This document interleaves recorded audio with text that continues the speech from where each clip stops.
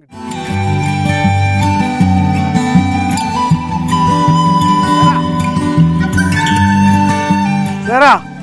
വാ ഇവിടെ വാ. Sarah, come. എവിടെയായിരുന്നു നീ? എവിടെയായിരുന്നു? നിതീഷും സേറയും നാളുകൾക്ക് ശേഷം വീണ്ടും കണ്ടുമുട്ടുകയാണ് ഇലവീഴ പൂഞ്ചിറയിൽ വെച്ച്. സേറ ആരാണെന്നല്ലേ? ഇലവീഴ പൂഞ്ചിറ എന്ന സിനിമയിൽ സ്ക്രീനിൽ ഇടയ്ക്കിടയ്ക്ക് വന്നു പോകുന്ന നായ്ക്കുട്ടികളിൽ ഒരാളാണ് സേറ. ഇടിമിന്നലേറ്റ് ചത്ത നായയുടെ കുഞ്ഞായിട്ടാണ് സേറ സ്ക്രീനിൽ പ്രത്യക്ഷപ്പെടുന്നത്. നിതീഷ് ഈ സിനിമയുടെ തിരക്കഥാകൃത്തുക്കളിൽ ഒരാളാണ്. ഞാനിവിടെ ഒരു 2017-18 കാലഘട്ടത്തിലാണ് ഇവിടെ റിപ്പീറ്ററിൽ ഗാർഡ് ഡ്യൂട്ടിക്കായിട്ട് വരുന്നത്. ആ സമയത്ത് ഇവിടെ ഒരു ഡോഗ് ഉണ്ടായിരുന്നു, ഒരു ഫീമെയിൽ ഡോഗായിരുന്നു. ആ ഫീമെയിൽ ഡോഗ് ഒരു ഹെവി ലൈറ്റ്നിങ് അടിച്ച് മരണപ്പെട്ടു പോയായിരുന്നു. അപ്പോൾ അതിൻ്റെ 2 കുഞ്ഞുങ്ങൾ ഇവിടെ ഉണ്ടായിരുന്നു. ആ കുഞ്ഞുങ്ങൾ പിന്നീട് അതിനെ കാണാതായി. അപ്പോൾ ഈ 3 ഡോഗുകളുടെ സാന്നിധ്യം എക്സ്പീരിയൻസ് ചെയ്തുകൊണ്ട് അത് സിനിമയിൽ നമ്മൾ ഇൻകോർപ്പറേറ്റ് ചെയ്തതാണ്. അപ്പോൾ ഇതിലൊരു 2.5 മാസം ഷൂട്ട് കഴിഞ്ഞപ്പോഴത്തേക്കും ഞാൻ പറഞ്ഞു, ഒരു ഡോഗിനെ ഇവിടെ നിർത്തിയിട്ട് പോകും ഉണ്ണി. അതിനെന്താ സാർ ഇഷ്ടമുള്ളതിനെ എടുത്തോളാൻ പറഞ്ഞു. അങ്ങനെയാണ് ഞാൻ ഇവിടെ സെലക്ട് ചെയ്യുന്നത്. ഇലവീഴ പൂഞ്ചിറയിലെ വയർലെസ് സ്റ്റേഷനിൽ ജോലി ചെയ്തിരുന്ന നിതീഷിന് സ്ഥലം മാറ്റം ലഭിച്ചതോടെയാണ് സേറ ഒറ്റയ്ക്കാവുന്നത്. അതിനുശേഷം പല ടേമുകളും ഞാനിവിടെ ഡ്യൂട്ടി ചെയ്തിട്ടുണ്ട്. ഡ്യൂട്ടി ചെയ്ത സമയങ്ങളിലെല്ലാം അവളിവിടെ ഉണ്ട്. അപ്പോഴത്തേക്ക് അവൾ മുകളിൽ നിന്ന് വയർലെസ് സ്റ്റേഷനിൽ നിന്ന് താഴോട്ട് ഇറങ്ങി വന്ന് ഇവിടുത്തെ 2 റിസോർട്ടുകളും ഒക്കെ ആയിട്ട് സഹകരിച്ച് അവിടുത്തെ ഫുഡ് കഴിക്കുക. അപ്പോൾ അങ്ങനെ മുകളിലും താഴേക്ക് ആയിട്ട് അവൾ ഇവിടെ ഉണ്ട്. അതിനിടയ്ക്കൂടെ ഒരു 4 തവണ അവൾ പ്രസവിക്കുകയൊക്കെ ചെയ്തു. സേറയും ആലക്കോട് സ്വദേശിയായ നിബി തോമസും തമ്മിൽ കണ്ടുമുട്ടുന്നതും ഇലവീഴ പൂഞ്ചിറയിൽ വെച്ചാണ്. 2 ദിവസം വീട്ടിൽ നിന്ന് നിബിക്ക് മാറി നിൽക്കേണ്ടി വന്നു. അന്ന് സേറ നിബിയെ തിരക്കിയിറങ്ങി. വഴിതെറ്റിപ്പോയ അവളെ ദിവസങ്ങൾ നീണ്ട തിരച്ചിലിന് ശേഷമാണ് നിബിക്ക് കണ്ടെത്താൻ കഴിയുന്നത്.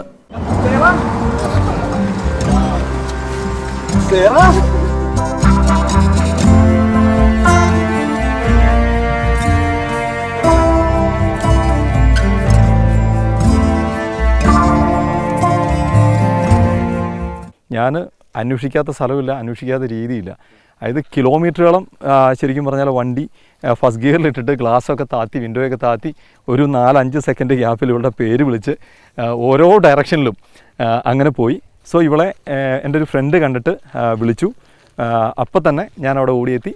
ഇപ്പോൾ സേറ നിബിക്കൊപ്പം ആലക്കോടുള്ള വീട്ടിലാണ് കഴിയുന്നത്. നിതീഷിന് വീണ്ടും വയർലെസ് സ്റ്റേഷനിലേക്ക് മാറ്റം ലഭിച്ചിട്ടുണ്ട്.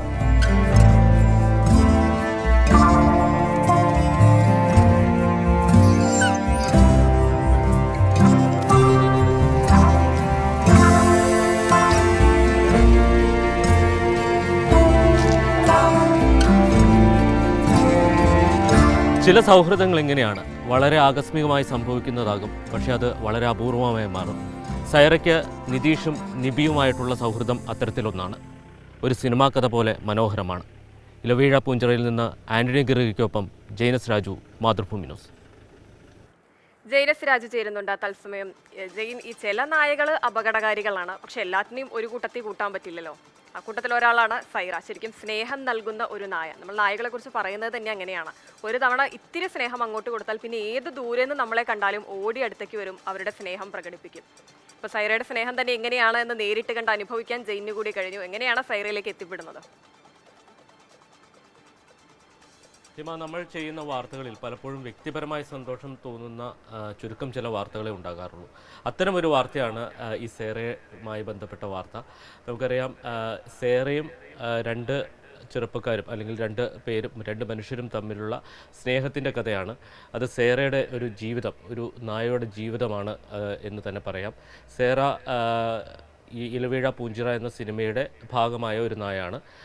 ഉണ്ണി വൈക്കം എന്ന് പറയുന്ന സിനിമയുടെ അണിയറ പ്രവർത്തകനാണ് 3 നായ്ക്കളെ ഇലവീഴ പൂഞ്ചിറയിൽ എത്തിക്കുന്നത്. 2 ചെറിയ കുഞ്ഞുങ്ങളും അതിൻ്റെ അമ്മയുമാണ് അന്ന് സിനിമ ഷൂട്ടിങ്ങിനായി അവിടെ എത്തിച്ചത്. അതിനുശേഷം ഈ സിനിമയുടെ ഷൂട്ടിങ്ങൊക്കെ കഴിഞ്ഞതിന് ശേഷം ഈ സിനിമയുടെ തിരക്കഥാകൃത്ത്, അദ്ദേഹം അവിടെ വയർലെസ് സ്റ്റേഷനിൽ ജോലി ചെയ്യുന്ന സിവിൽ പോലീസ് ഓഫീസറാണ്.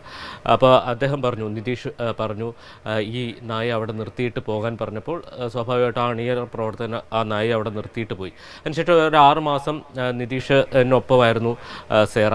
അതിനുശേഷം നിതീഷിന് അവിടെ നിന്ന് സ്ഥലം മാറ്റം വന്നു. അപ്പോൾ നിതീഷിന് ഈ നായയെ കൂടെ കൊണ്ടുപോകാൻ കഴിയാത്ത സ്ഥിതിയായി. കാരണം ഈ നായ പൂട്ടിയിടാൻ കഴിയില്ല. അത് പൂട്ടിയിട്ട് കഴിഞ്ഞാൽ വലിയ രീതിയിൽ വയലൻ്റ് ആകും. അപ്പോൾ അതിനെ തുറന്നു വിടേണ്ട ഒരു അല്ലെങ്കിൽ അത്തരം ഒരു അവസ്ഥയിലാണ് നായ വളരുന്നത്. അതുകൊണ്ട് തന്നെ നായയെ ഇലവീഴ പൂഞ്ചിറയിൽ തന്നെ വിട്ടിട്ട് പോവുകയാണ്. അതിനുശേഷം ആ സേറ പിന്നീടൊരു തെരുവ് നായ പോലെ ഉള്ള ഒരു ജീവിതമായിരുന്നു. അതിനുശേഷം 4 തവണ അവൾ പ്രസവിച്ചു. അതിൻ്റെ കുഞ്ഞുങ്ങൾ പലരും കൊണ്ടുപോയി. അപ്പോൾ അതിനുശേഷം വളരെ ആരോഗ്യപരമായും വളരെ മോശം സ്ഥിതിയിലേക്ക് ഈ നായ എത്തും. അപ്പോഴാണ് നിബി എന്ന ചെറുപ്പക്കാരൻ സൈറയുടെ ജീവിതത്തിലേക്ക് എത്തുന്നത്.